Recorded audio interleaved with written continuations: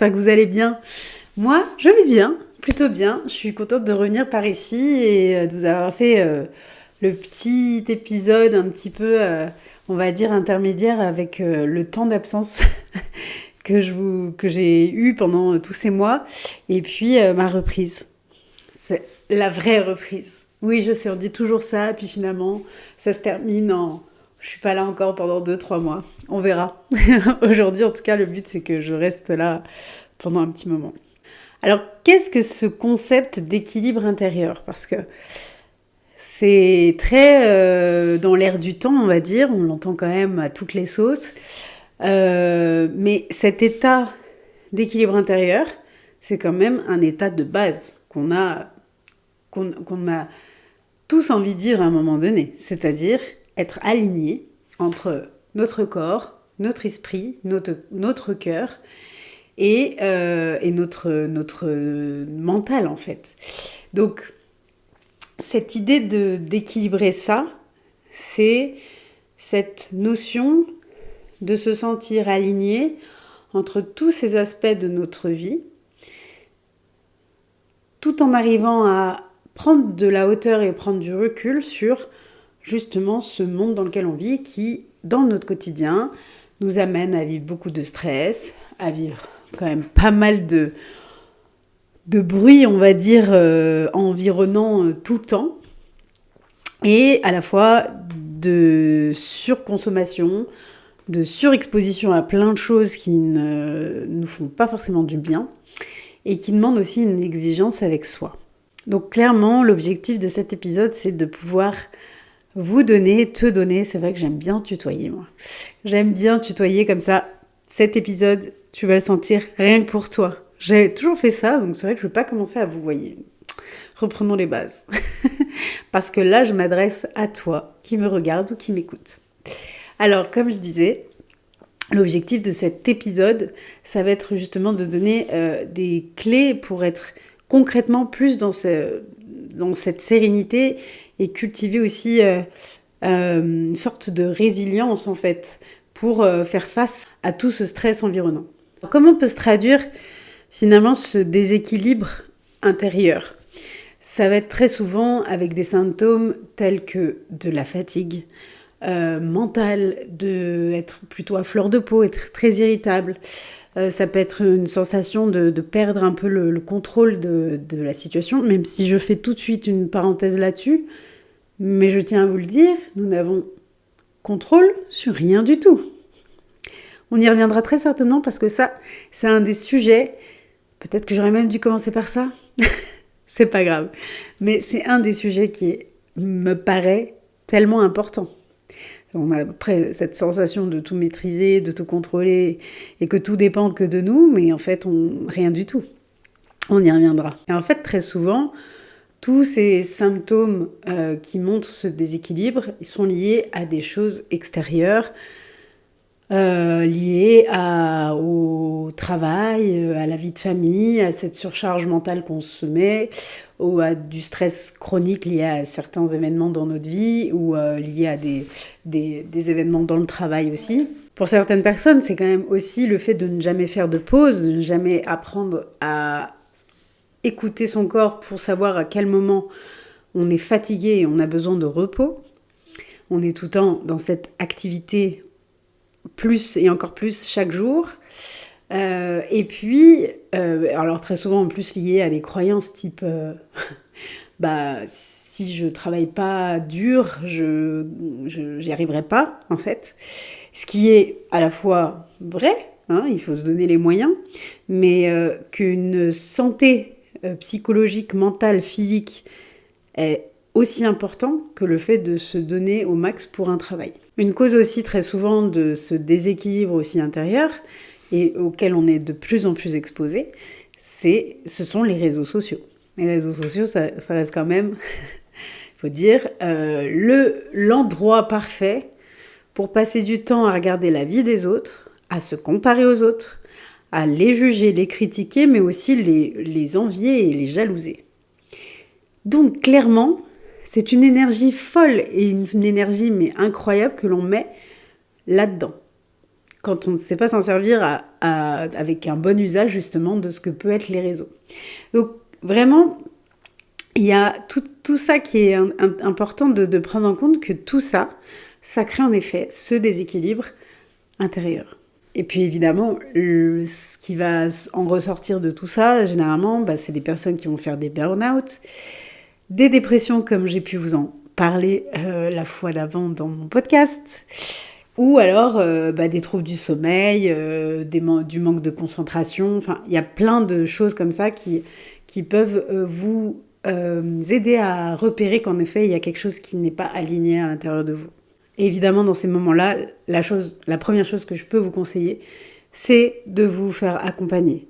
Que ce soit d'un psy, d'un thérapeute, d'un coach, quelqu'un en tout cas qui est professionnel dans ce domaine-là et qui va pouvoir vous aider à y voir plus clair et à avancer sur votre alignement et votre équilibre. Quelles sont mes principales sources de stress ? Ça, c'est une bonne question que tu peux te poser pour justement commencer un petit peu cette introspection, de se dire ok, je sens que ça va pas en ce moment, je me sens stressée partout et à fleur de peau, très irritée, très irritable. Aujourd'hui, qu'est-ce qui vient me créer tout ce stress et que mon corps est en train de me le dire en fait. Et une fois que tu as posé ça, que tu as trouvé justement quelles sont toutes ces sources de stress, comment tu pourrais réagir, comment tu pourrais vivre les choses différemment. Et en fonction de chaque source de stress. C'est un petit peu c'est un outil finalement assez simple, mais le questionnement, déjà, permet un petit peu de prendre de la hauteur et d'être plutôt observateur de ce que tu es en train de vivre. Un outil que je peux te conseiller de mettre en place, c'est ce qu'on appelle le journaling, donc d'avoir un carnet où tu viens justement déposer toutes tes sources aujourd'hui d'angoisse, d'anxiété, de stress dans ton quotidien. Tu les listes pour justement déjà prendre conscience et mettre sur papier ce qui justement aujourd'hui fait que tu ne te sens pas équilibré. Et puis par la suite, ça va être de se dire, ok, avec ça, comment je pourrais réagir, comment je pourrais faire autrement pour que ce soit moins un stress, pour que ce soit moins une source pour moi d'angoisse et d'anxiété. Alors maintenant, je vais te partager surtout les piliers importants, les piliers sur lesquels tu vas pouvoir te centrer pour justement trouver cet équilibre et cet ajustement entre tout et te sentir évidemment mieux. Le premier pilier dont j'ai envie de te parler, c'est le corps. C'est l'axe justement de ce plan physique, le corps, et c'est justement de prendre soin de soi physiquement. Ça passe par quoi ? Très souvent, le premier truc auquel on pense, c'est ça passe par une activité physique, du sport, voilà, mettre le corps en mouvement. Et ce qui est totalement juste, mais il n'y a pas que ça. En effet, le fait de faire une activité, de mettre son corps en mouvement, de se redonner de l'énergie, c'est évidemment essentiel. Et ça s'accompagne aussi d'une bonne alimentation pour justement aller nourrir son corps de façon la plus saine possible. Évidemment, tu as le droit de faire des écarts et de te faire plaisir avec, si ça te fait plaisir, d'aller manger un fast-food ou une pizza, un truc comme ça. Mais tant que ça reste occasionnel, ça peut être justement un vrai plaisir parce que c'est occasionnel. Quand ça devient quotidien, c'est comme si tu étais en train de tuer ton corps à petit feu. Donc, on évite. Mais évidemment, l'alimentation équilibrée est aussi importante que le fait de faire une activité physique. Et puis, d'avoir un sommeil réparateur. Ça, on dit toujours, et c'est une réalité, de pouvoir faire un sommeil. Alors, ça ne veut pas dire qu'il y a des personnes, elles n'ont pas besoin de 8 heures de sommeil pour être bien dans leur journée. c'est pas seulement une question de nombre d'heures, mais c'est une question de qualité de sommeil. Donc pour être justement en forme, c'est d'avoir un sommeil qui est réparateur, qui nous fait du bien. Et ça passe par un tas de choses, c'est-à-dire on commence à éviter les écrans, je sais pas, 30 minutes, 1 heure avant d'aller se coucher. Le matin, quand on se réveille, c'est pas le premier truc qu'on fait, évidemment. On peut commencer plutôt avec des étirements, des exercices pour mettre notre corps tout doucement en mouvement. Et ça commence par ça. Ce sont des petits gestes, mais ça fait la différence. Une pratique importante, mais qu'on ne pense pas, puisque nous le faisons sans y réfléchir, c'est respirer.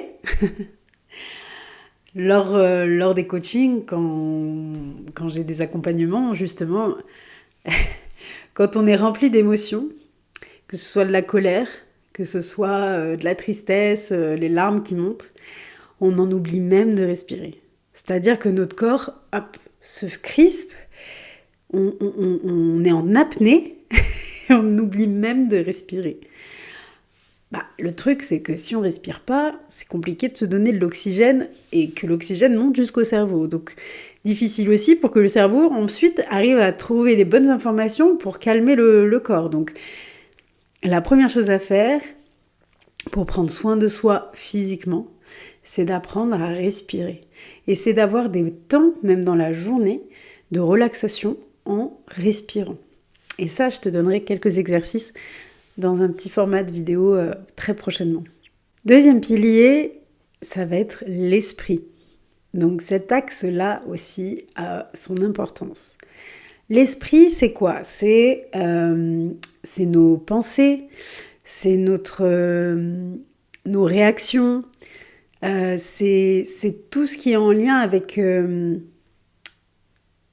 la gestion justement de notre mental en fait. Donc, cultiver justement la gratitude. Vous verrez que ça va changer vos pensées. Très souvent, on ne s'aperçoit pas, et heureusement qu'on pense. On pense tout le temps. C'est pas qu'on ne s'aperçoit pas, c'est que on a, je sais plus combien de pensées par seconde, et heureusement qu'on ne s'aperçoit pas de ça, parce que je pense qu'on serait sur les rotules.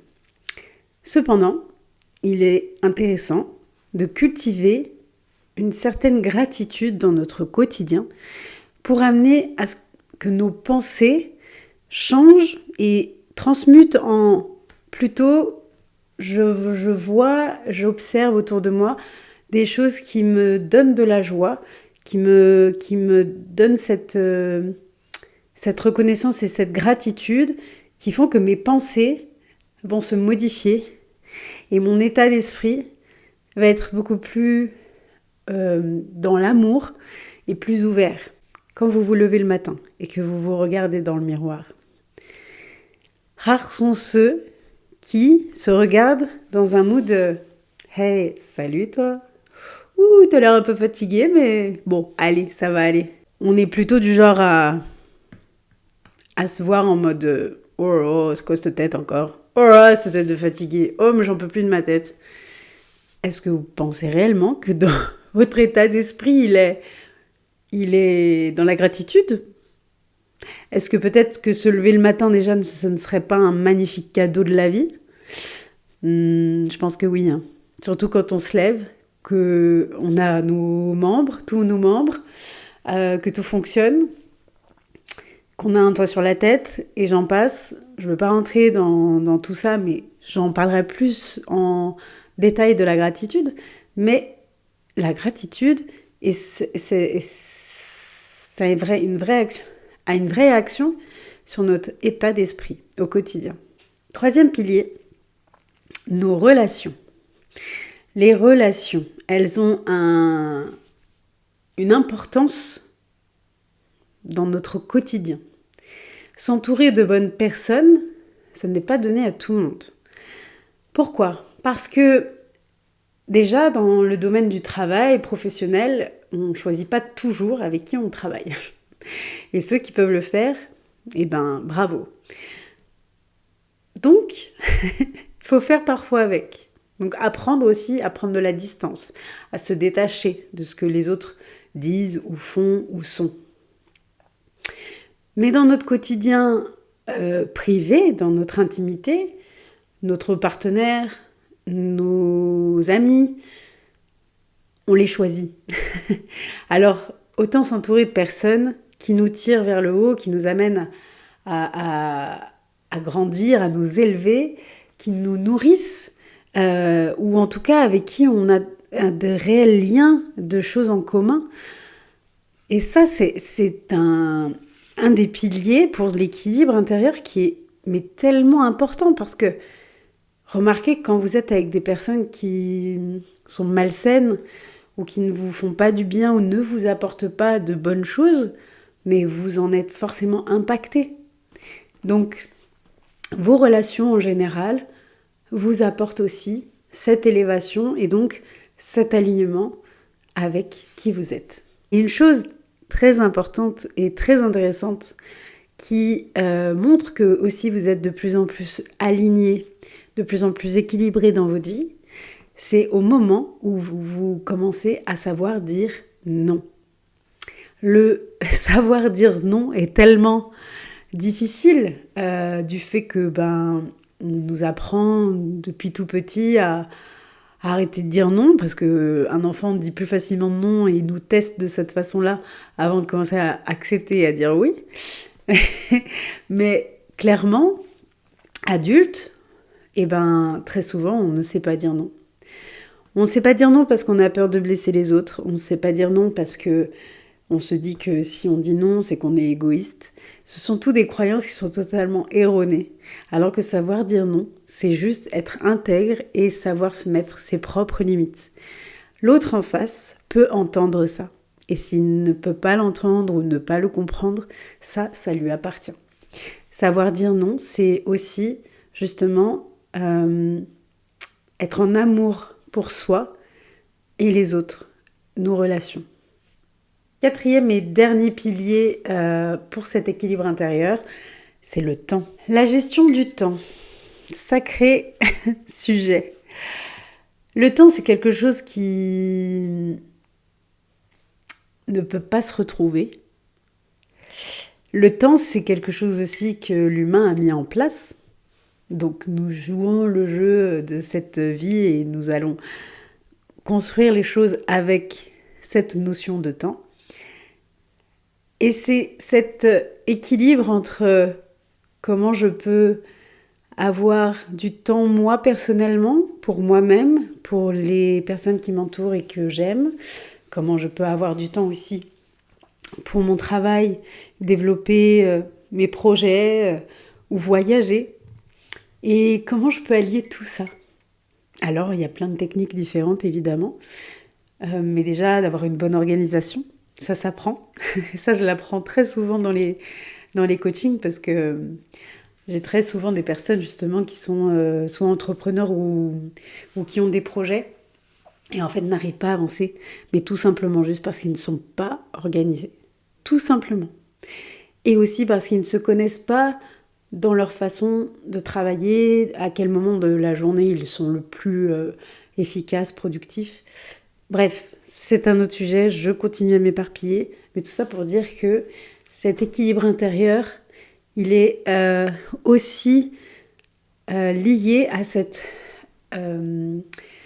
gestion du temps qu'on passe entre la vie pro, la vie perso, et comment on priorise les choses, comment on se priorise, comment on s'organise. Et pour ça, il y a plein de méthodes qui peuvent vous aider.